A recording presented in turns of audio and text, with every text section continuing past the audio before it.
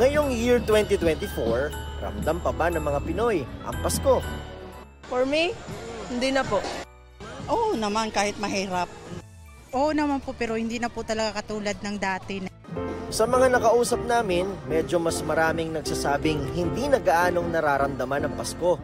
Ang dahilan daw kadalasan, marami silang hindi na nagagawa o hindi nakakasama tuwing Pasko. Ang single parent na si Mary Joy, is na raw ang bonding nila ng anak na nasa Zamboanga del Sur, na ilang Pasko na niyang hindi nakakasama. Naliligo kami, nagpe-picnic kami ng anak ko, ngayon di ko na magawa. Tinanong ko siya anong gusto niyang gift. Sabi niya, uwi ka lang mama, okay na yun. Nagpunta ako dito para mag-guard. Kailangan ko mag-sacrifice para mabuhay ko yung anak ko kasi single parents ako. Si Angelita, nagbago na raw ang Pasko mula nang pumanaw ang asawa 7 taon nang nakararaan. Lagi namin kasama, kami mga anak niya, lagi namin kasama yan tuwing Pasko. Pumupunta kami dito sa Circle 25. Pagkagaling namin dun sa tita namin, sa tita ko, diretso kami dito. Pero kailangan niya raw mag-move on para sa mga anak at apo. May message kayo sa asawa niya? Tanggap ko na. Okay na kami. Basta gabayan mo lang kami. Always.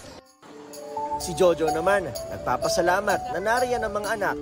Nagpapaalala na ang Pasko ay para talaga sa mga bata. Kung anong na-experience ko nung kabataan ko, gusto ko rin ma-experience sa mga anak ko. Para hindi na mawala sa kanila yung puso ng Pasko, yung diwa ng Pasko. Sa tingin nga ni Jojo, posibleng hindi nagbago ang feels ng Pasko, kundi nagbago lang ang ating mga prioridad at responsibilidad. Tayo nung kabataan, wala tayong ibang inisip laro, kasayahan lang, wala pang obligasyon, wala pang hindi tulad ngayon, may pamilya na rin. Yan din mismo ang sinabi ng isang psychologist. So madami na tayong responsibilities, madali tayong ma-stress, madami na rin tayong pinagdaanan. And actually, those experiences, it affects how we see the world, how we celebrate wonderful occasions like Christmas. Isa pang dahilan, tila mas marami tayong expectations. Yan yung anticipation natin that Christmas is filled with happiness, with surprises, special connections, yung attachment natin with people that we love.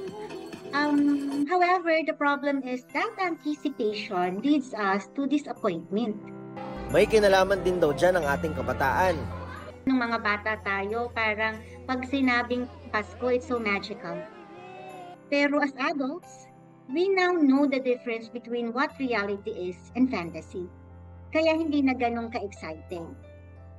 We even try to replicate that feeling of happiness. So we continue having yung mga Christmas parties, exchange gifts. Pero paano nga ba natin mafe-feel ang Christmas spirit sa kabila ng lahat ng ating pinagdaraanan? Siguro the secret is let's not forget the child in us. As grown-ups, nalilimutan natin yung puso ng pagiging bata. Let's keep that in our heart, the child in us.